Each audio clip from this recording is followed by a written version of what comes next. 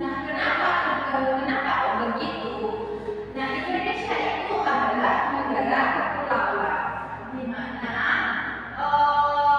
negara ini menjadi tempat tinggal dari berbagai macam jenis flora maupun fauna, baik itu di darat maupun bisa di laut. Nah, selain itu juga Indonesia ini memiliki beraneka macam suku. Nah, keanekaragaman ini bisa berupa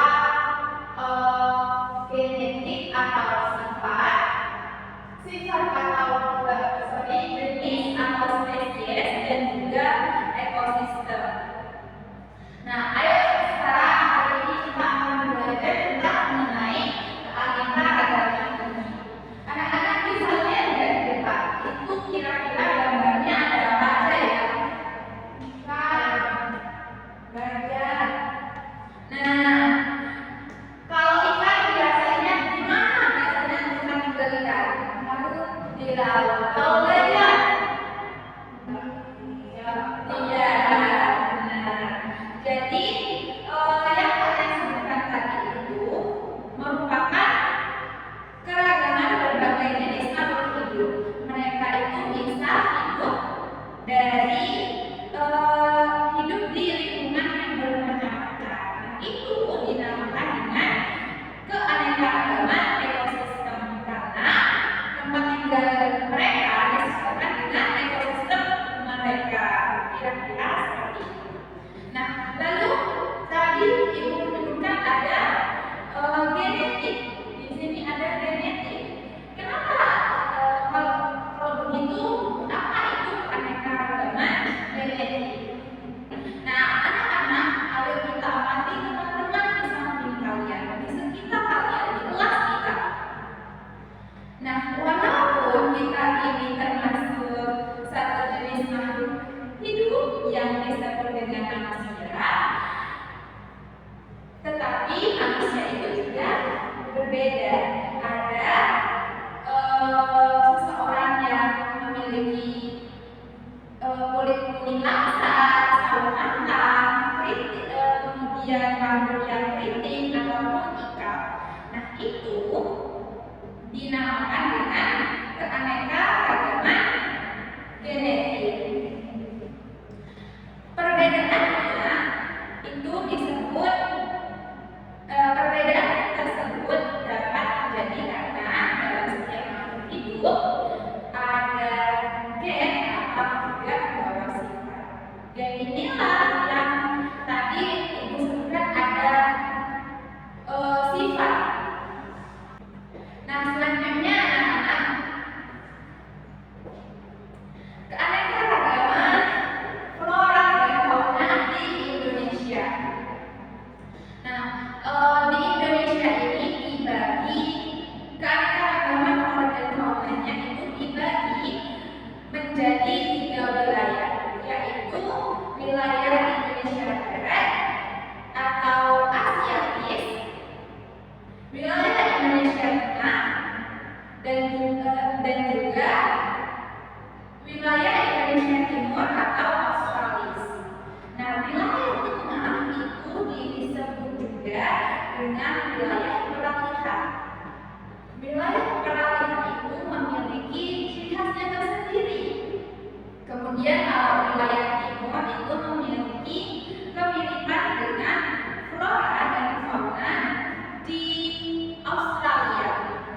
Nah, kalau di barat memiliki kemiripan dengan flora dan fauna di Asia. Seperti itu. Nah, flora di Indonesia itu lebih tepatnya di flora Indonesia bagian barat memiliki curah hujan yang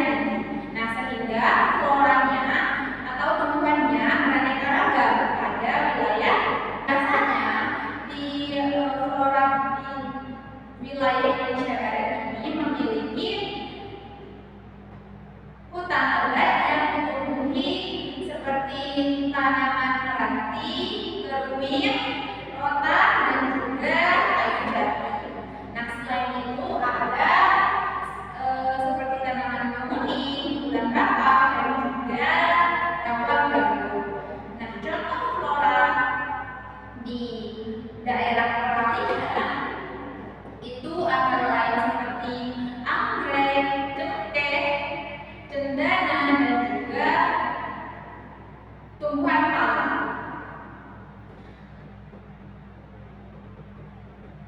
Nah, sementara di daerah yang lainnya lebih mirip seperti dengan flora di daerah timur.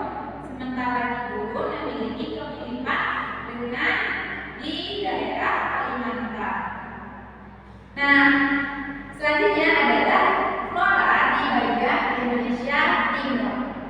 Flora di Indonesia bagian timur ini didominasi oleh hutan hujan tropis atau juga ada hutan musim dan juga hutan bakau. Sementara itu di pesisir contohnya ada pohon matoa, pohon sagu, dan juga pohon jati. Nah, kita setelah belajar tentang flora, kita akan belajar tentang fauna. Kita akan lihat fauna. Simaklah video tentang fauna di bawah ini.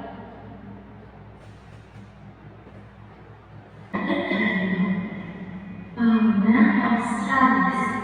Ciri-ciri fauna Australis ukuran yang besar dan terdiri atas binatang yang melindungi. Biasanya binatang jenis Asiatis berbulu tidak indah. Contohnya babi hutan, predator juga satu, banteng, bekantan, hiu. Nah, kira-kira seperti itu tentang fauna yang ada di Indonesia. Nah, tadi ibu sudah menjelaskan tentang materi keanekaragaman hayati. Kalian masih ada yang perlu ditanyakan ulang atau ada yang belum paham? Silakan. Enggak, oke. Kita akan beralih ke LKPD.